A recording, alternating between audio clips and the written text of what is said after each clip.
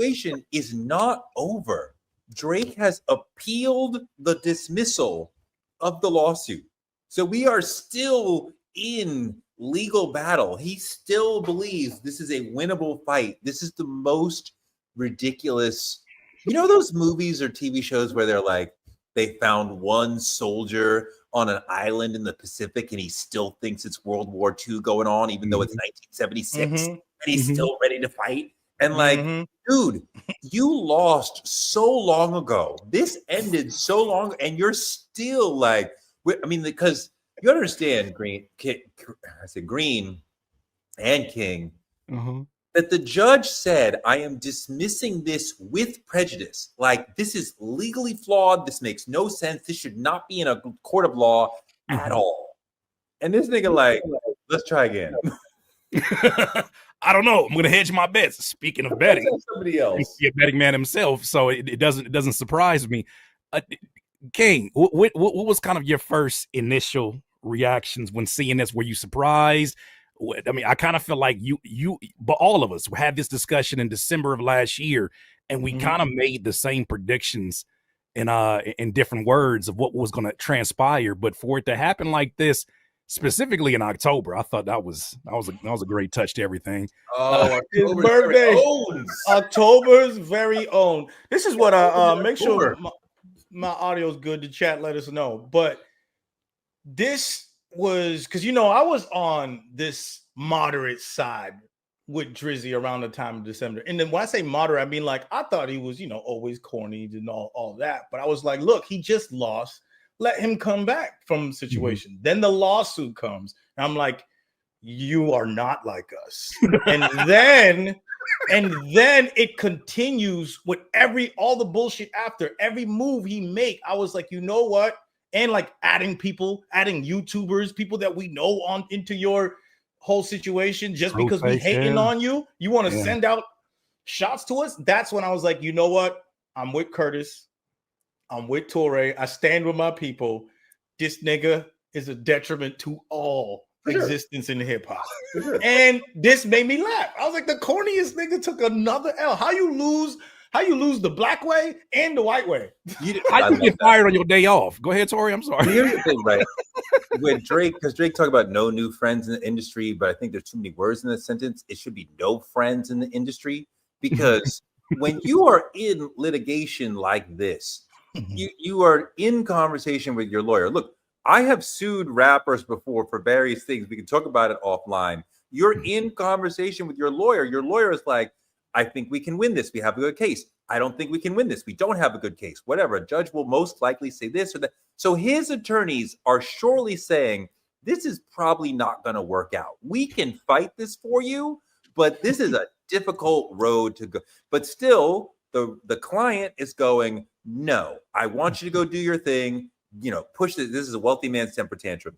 But the lawyer can tell you, like, you're probably not going to win this, but he is better for them to keep to do the thing, to make the billings, to make that. But the manager is on the clock regardless.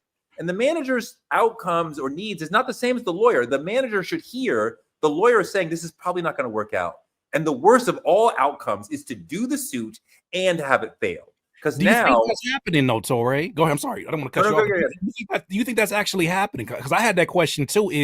I started to see theories of people on Twitter that were like, "Oh, those lawyers are getting ready to send their grandchildren's grandchildren through college off of the lawyer fees for this particular for all these. Of course, they're going to appeal." Do you think that they're instructing him that this is a long road upwards, or do you feel like they're telling him, "Man, let's just keep going, man. I know some laws." I mean, I believe that his lawyers are probably telling him this is a long shot.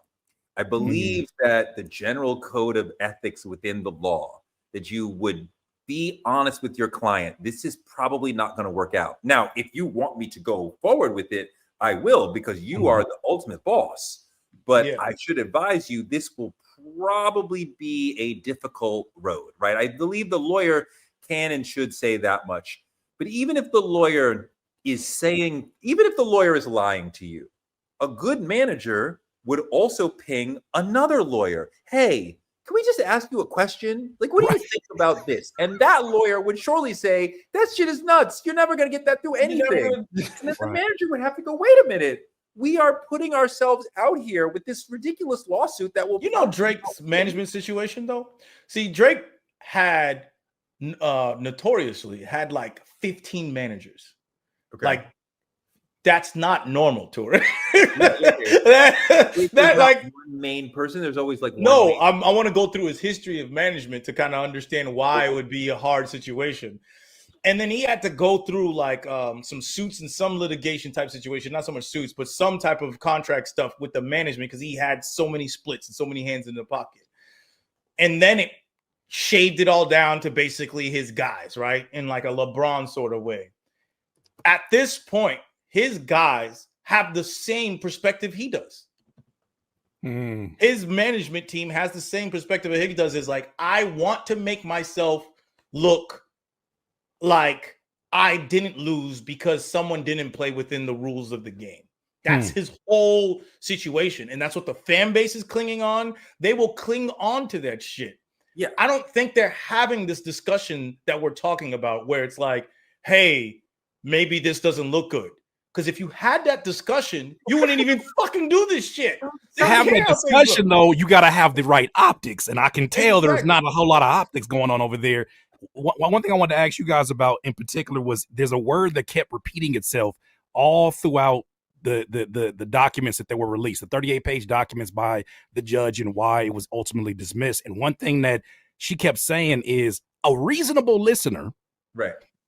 A reasonable, viewer, a human being would see things, but there's a lot of unreasonable opinions and things that are flying out here. And even some of the reactions I'm seeing of people who don't understand, like, why could, for instance, I'll give you an example. This is the most ridiculous one to me.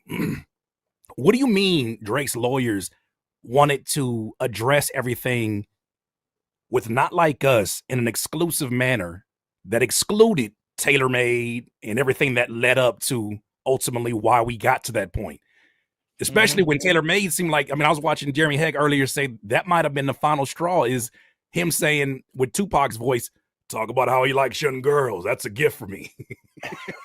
Look, the lawyers clearly understood at that juncture what we need to do is to limit the conversation to Not Like Us, right? Because the judge says you can't view this in isolation. You have to view this in context of both of y'all. We're talking back and forth in an entertainment context. These are opinions. These are, you say some shit about me. She seems to understand, not seems to, she does understand the core of what rap battling is about. That's so funny to think about. She knows the judge is like, hey, excuse me, Drake. Like, y'all were dissing each other. You can't come to me now and be like, he said such a thing. Like, that's not actionable. Y'all were beefing. Y'all were yapping. Y'all were chirping at each other. Hyperbolic shit. Let's stay there. I was there. I was watching it all go down. The judge is like, nigga, you lost. We all heard this shit. You lost. If you didn't say any shit, you should have battled that man. She understands hip hop so much to the fact that she's like, I'm not about to do this with you, Drake. Go back to Canada. This shit ain't about to work. I think that was one of the most frustrating things. That's why I stopped going back and forth on my Twitter timeline with some of the OVO. I call them OVO MAGA fans. I stopped going back and forth with them because at some point it got common sense was what the question was. It wasn't a matter of opinion and who you're a fan of. It's like, I don't care whose names are involved. Common sense will tell you this doesn't make any sense at all. And I feel like that's one thing that the judge continuously made like the center of that conversation is like, right. Let's get these stand wars and all of these strong opinions out of the way, and let's just focus on. You can't. I compared this on you guys' show. I said you can't get in a fight and say I'm ready, I'm game for it, and then get punched squared in your face and say, "Oh, you hit too hard. I'm calling. You hit too hard. I'm calling the police." And then there's a part that I had a problem with, King Green. I want to hear. You get punched in the face, call the police, stand behind them, and then still taunt the other guy and say, "Iceman coming soon, Pinocchio." What are you doing? You can't do that. he's behind the police officers talking about. I mean, even Man if and a there's boo-boo. Man and a even if boo-boo. there's 15 managers, even if there's 11 managers, 1,500, somebody's got to be aware. No, This is not good for our image. no, This is not going in the right direction for our image. And maybe if you won the suit, then you can at least, make a point to the public of like, the judge said we were right. But to have it you didn't even get to first base. You got kicked out you struck out in the box. You got TKO'd in the first 30 seconds of the fight. You didn't even really lodge a fight. Like, you got dogged. And that's embarrassing. I was asking, I'm like, was it really a fight? Because I named this the art of taking an L, which he had 525 days ago was when Not Like Us dropped. Don't ask me how I know that stat. Just ask ChatGPT. Why do you know that? 525 days ago, that song dropped, and he had a decision to make. He had a whole lot of months to make some decisions that could have took accountability, that could have said, you know what, let me take a step back. I took a massive L that could change my entire brand's perception in the eyes of a lot of people. Maybe I should do some searching. But instead, he continuously showed up. And anytime it felt like, in my opinion, anytime hip hop had a moment, whether it was the clips, whether it was albums that were being the center of the focus, whether it was artists who would typically be collaborators of his that were, I guess, for their scale, flopping, if you want to call it that, he would show up with the most weirdest things. Hey, guys, I got a sweater with bullet holes in it. You want to see it? Hey, I covered up a tattoo. You want to see it? It was LeBron.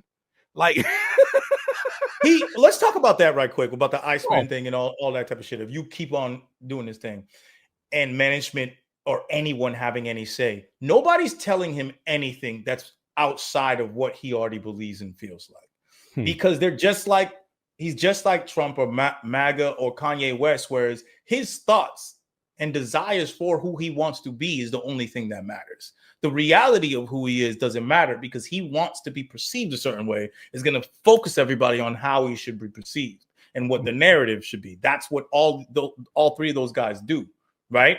And there's no way in hell the people that came up with his David Lynch movie ass Pinocchio shit, the weirdest little live stream things I've ever seen in my life, they came up with these things, and he's coming up with these things by himself, one, and having an idea like, oh no, Kendrick did win. You don't come up with this crazy, stupid shit if you really, truly think Kendrick won.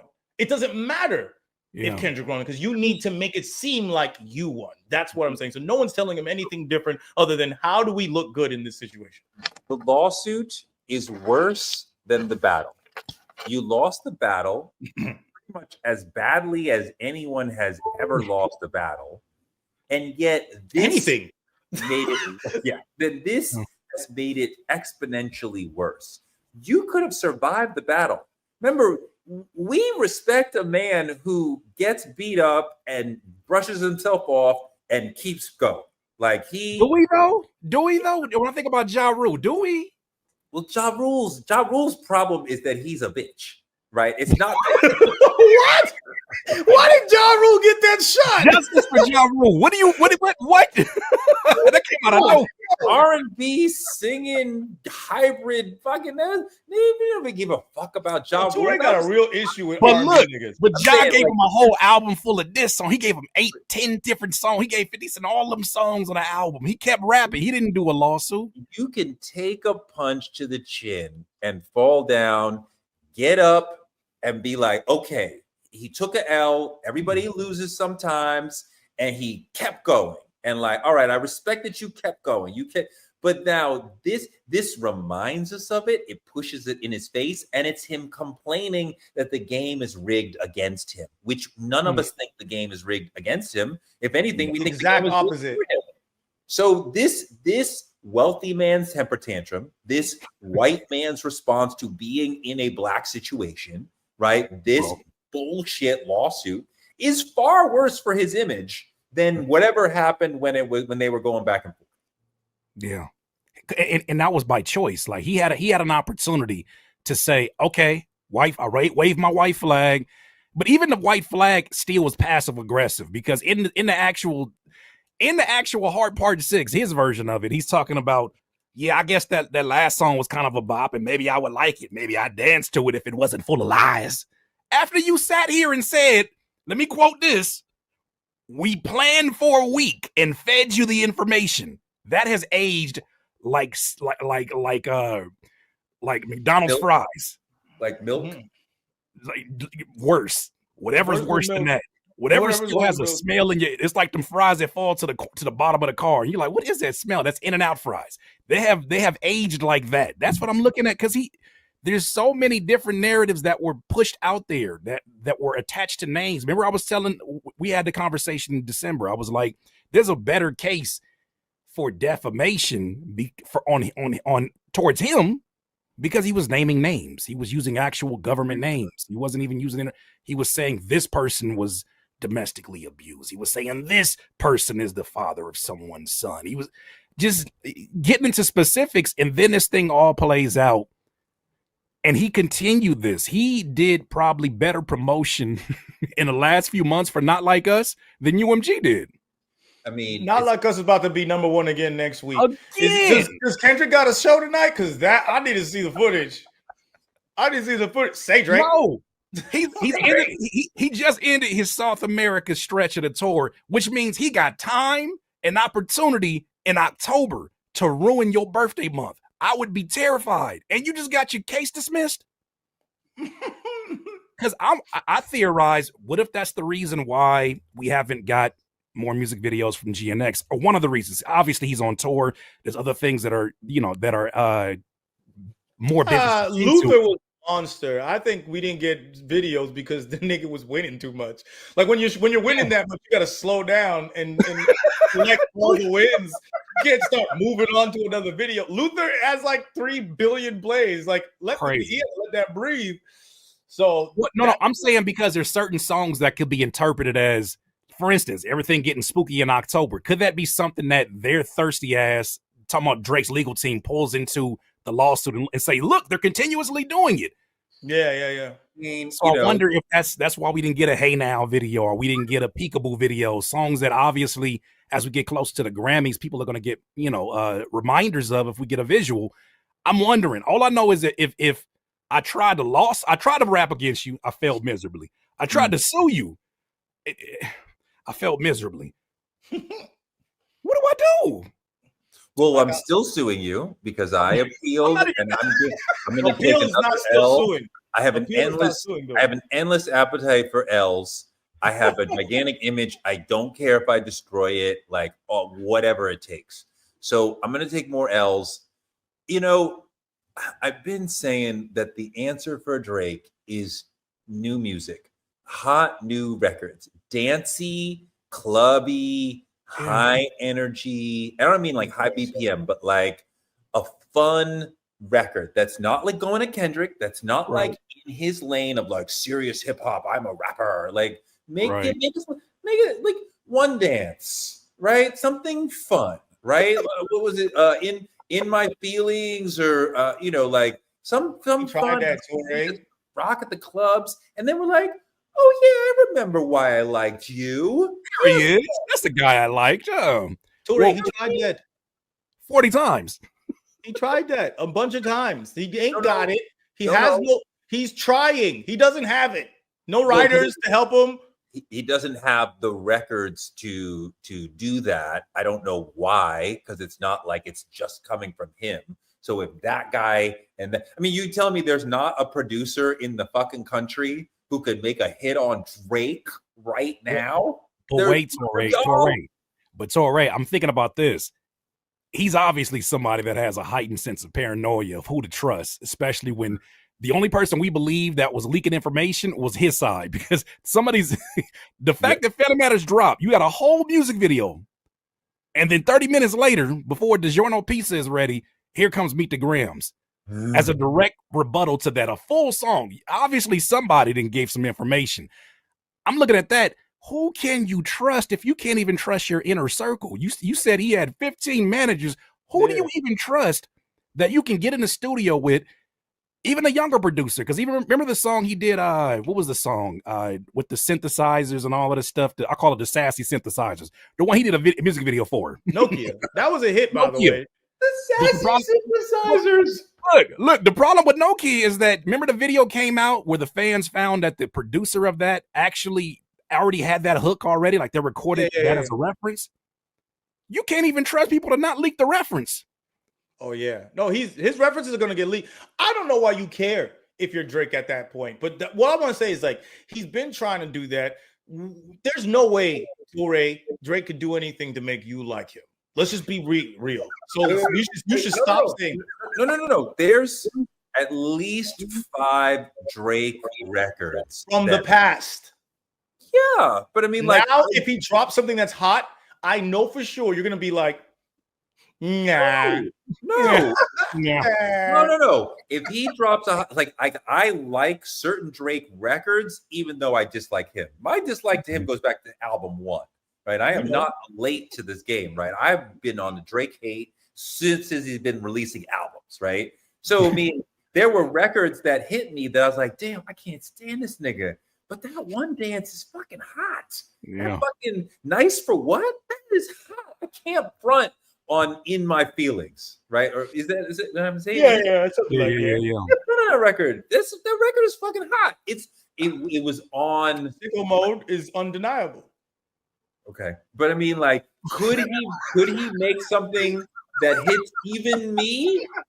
Yes. He's that, like, his ability to make pop songs, or at least in the past. Because maybe because maybe when he went down to the crossroads and sold his soul, that only went till 2007. He didn't read the fine print. He hit the sinners. He did the sinners. He didn't renew his lease. You know what I mean? If anybody's Robert Johnson, is that corny motherfucker. And but the time is up. You only had 7 years of it. Now it's over.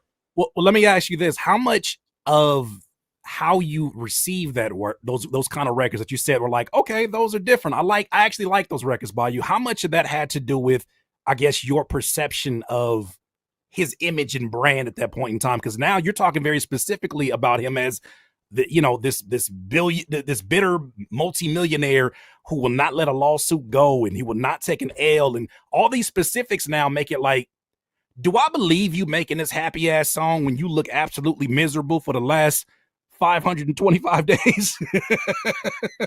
Like, Nokia doesn't resonate with me because keep calling my phone. I'm like, that doesn't even make sense to where you are in your life right now, bro.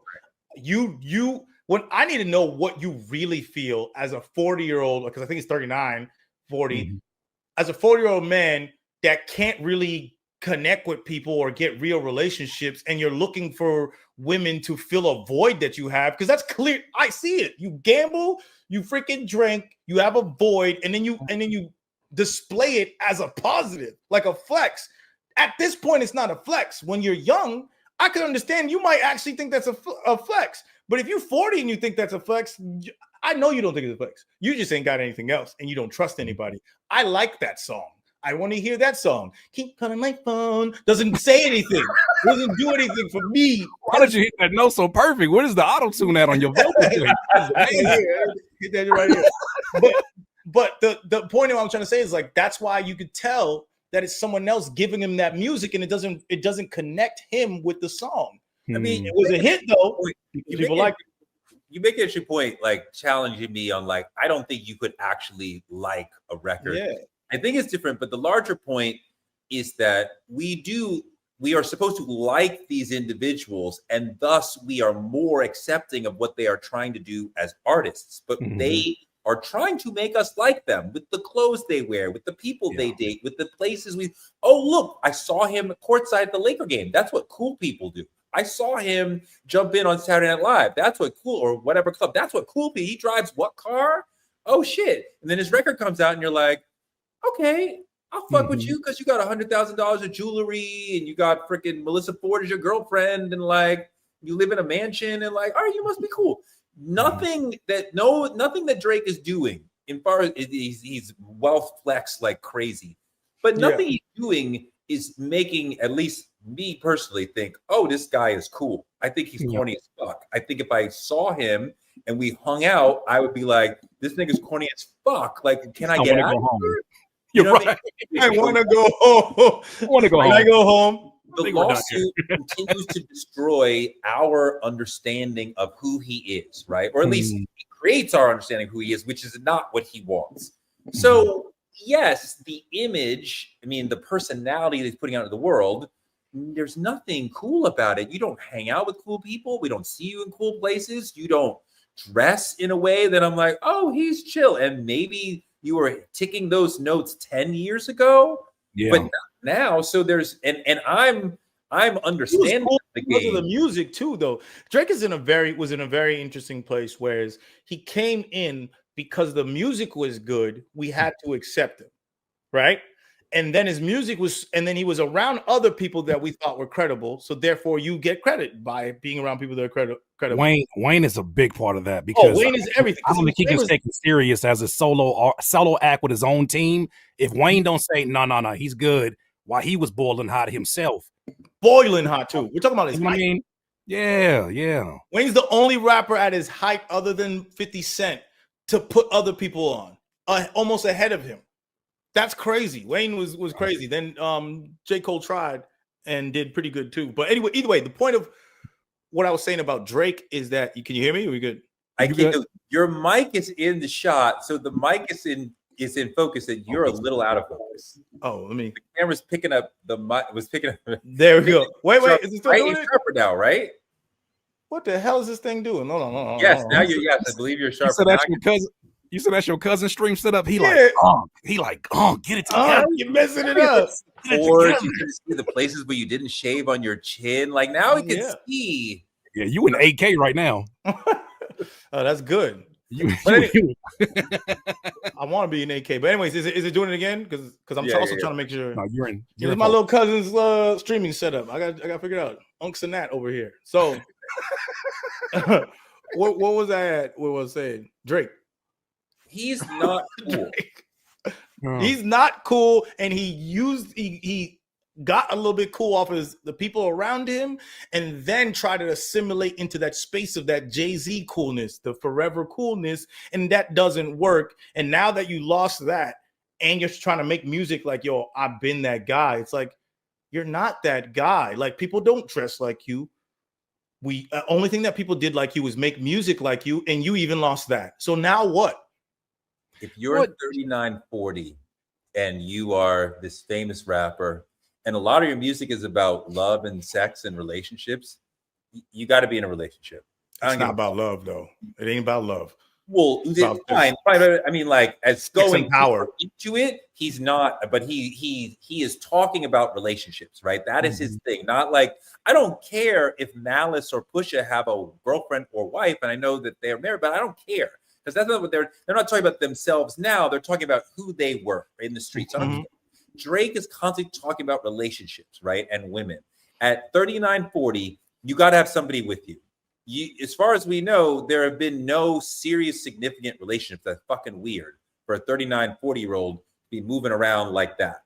So I wouldn't say that. That seems a little, but that blanket statement sounds wild. That you're 39, you better be married or in a relationship. You can be whatever you want. I'm not saying every 39, 40-year-old needs to. I'm saying that Drake moving through the world, talking about relationships all the time, this is clearly a focus in his mind. And you're not in one and you're showing, I proposed to 21 different people. That's pathetic. If 21 people said no to marrying Drake, that's fucking pathetic.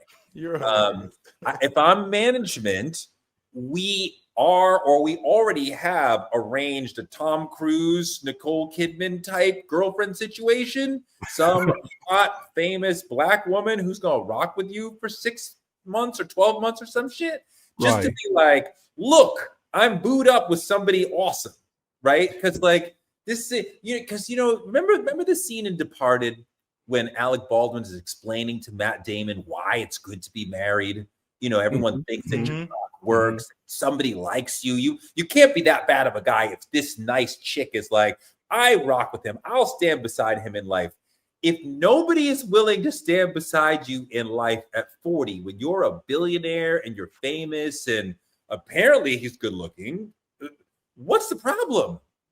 What to both of your points? I think you brought something else up, King Green. Both of y'all did, but if he saw himself as sort of along the same trajectory as a Jay-Z, something Jay-Z did that I have not seen Drake do even at 39 is at one point he pivoted and started to talk to the age group that has grown up with him.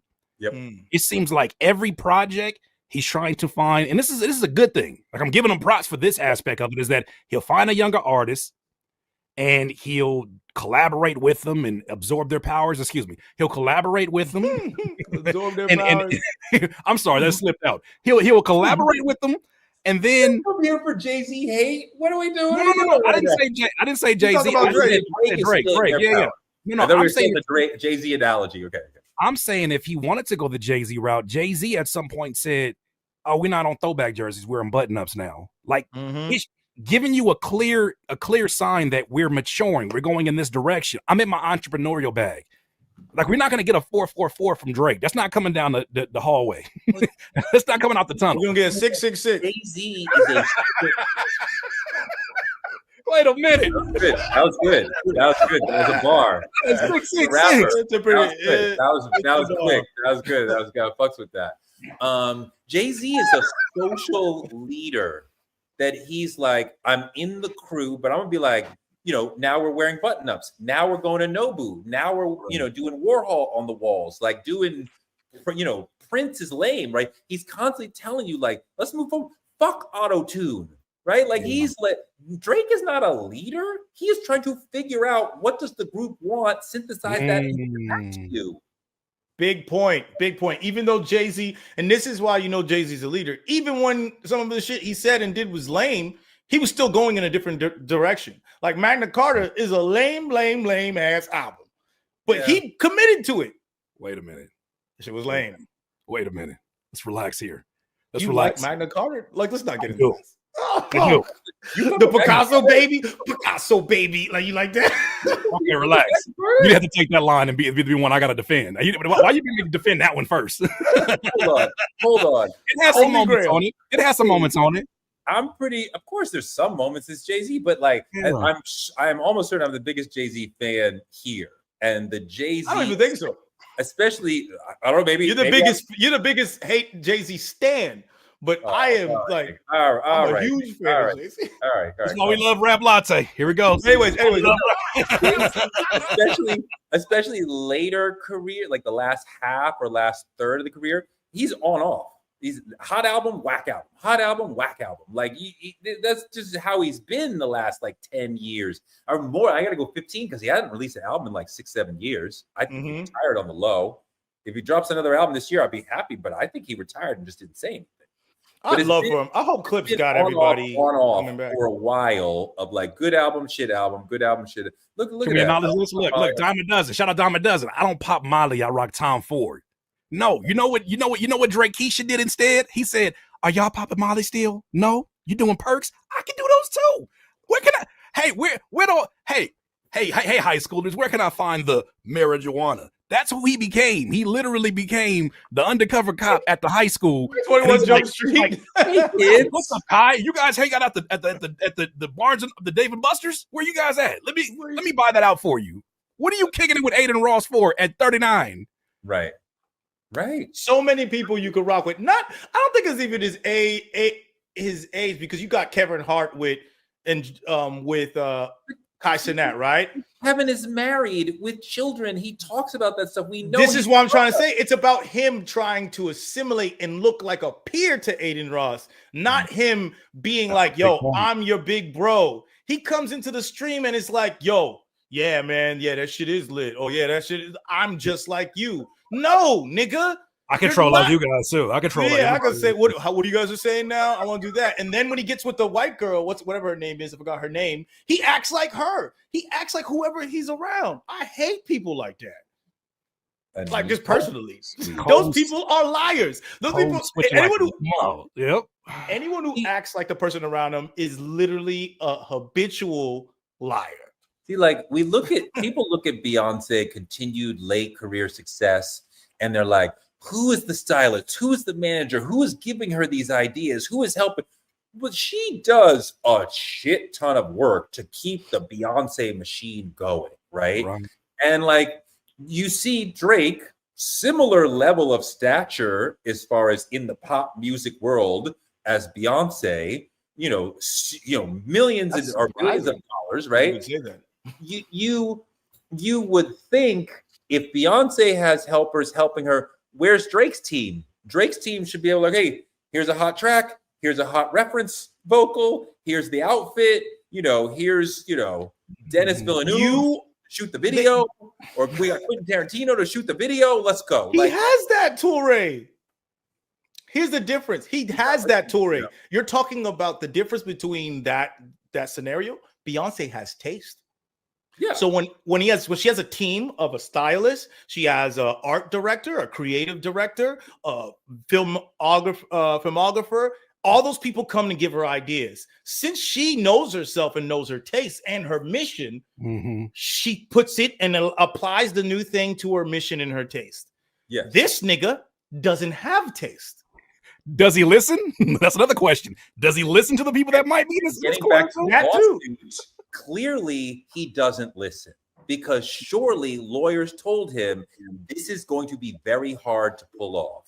And he said, I don't care. I want to do it. And I bet a manager was like, are you sure? Because this is not necessarily the best idea. And he's like, no, this is what I want. So no, he is the sort of client who doesn't listen, which is a nightmare client for these sort of people. Is it? Or if he keeps paying? Is it a nightmare if he keeps paying? I think, like you want the client to pay for sure. We're talking about when you get these whale clients as a lawyer or whatever profession, service profession. But, as a lawyer, I charge, let's say I charge $1,000 an hour. It doesn't matter if I'm rocking with King Green or Curtis or whoever. I'm getting $1,000 an hour. And I'm sure whatever attorney Drake is rocking with, he or she is busy from 8 a.m. to 8 p.m. They if it's not Drake, somebody else will take those hours, right? So I'm not like, oh, I was broke and then Drake came and like whatever bill, I'll get my billable hours from whoever the fuck. Right. So I want to use the knowledge I have from school, from experience to actually guide you and not just be, just a spoon, a utensil that you use to go to the court with. Like, I can help you out here. Like, no, I don't really want your help. Fucking papers. Like, Toure, he studies rap battles for a living. What do you need help from somebody who went and passed the bar? What do you need that for? Where? I'm glad you said that because he has said that, right? And I want you to tell me if you see it. Where do you see like evidence that he studies battles? That's why he did that sort of move. Like, when do we see that? We don't. And I'm going to give you one quick opinion. I'm going to pass it to King Green. I look at it and I say, he sounds like the person that when you were younger would wear a band t-shirt. And he'd be like, oh, man, you went to the Ramones? Or, you went to that? And he'd be like, yeah, I rock with them. And this is pre-Google years where you couldn't just Google a few songs and sound like you're a super fan. And he's like, oh, man, I rock with all they. I can't really choose one. He seems like he does that with multiple fields. And I think that's what makes him so likable to a lot of the streamers because it sounds like he understands their world. He understands multiple places, it seems, enough to be likable. The problem is now he's the emperor with no clothes walking around. And he's like, like earlier, somebody in here said, Cat Daddy Man said, 1 alcohol, please. Like, you're that guy now. You like we see you. Dog, we see you. 1 alcohol. One alcohol beverage. That's exactly that's a perfect explanation because that's his entire music career. That's his personality. That's what we said about him assimilating and acclimating to the rooms he's in and acting like he's one of them and not himself. Like when you being you and being able to relate to different people is one thing. That's a great skill to have. When you go in and you try to change yourself so they could make you think that you're one of them, that's a different thing. That's not a skill. That's actually that's inauthentic. So the whole idea is like I saw him do it with like Jamaican culture. He's like, oh yeah, I'm from Toronto, so I'm basically Jamaican. That's what niggas be like. Like I'm from Toronto, so I'm basically Jamaican. Oh, well, I look Arab, so I'm gonna rap this shit in Arabic, and then y'all gonna fuck with me. You know what I'm saying? It's like, oh, let me do this song with Bad Bunny in Spanish because everyone calls me Champagne Poppy, so I'm basically Dominican. I look Puerto Rican. I look Puerto Rican, so I guess I'm that. And it's like, this is why I felt like Kendrick was coming with an almost missionary zeal in the battle. You are inauthentic, uncool, and being cool in the Black community is extremely important, right? It is a meaningful, valuable thing. It's not bullshit. That is basically our main commodity. Like white people have oil or Arabs have oil, we have cool, right? And we can sell Black cool around the world. And rappers especially, how are you a successful rapper and you're not cool? How Sway? How you do that? We had that whole conversation, so it's like I don't totally but you agree know with what? that. This, I think what you said earlier too about you are popular and you are not fucking cool and you are not fucking hip hop and you are not really authentic. You're not your real self. You don't understand this genre. I need to destroy you for the good of hip hop. It's not just I'm mad at you, but I represent hip hop because you are everything that we are not. $1 million in the bank.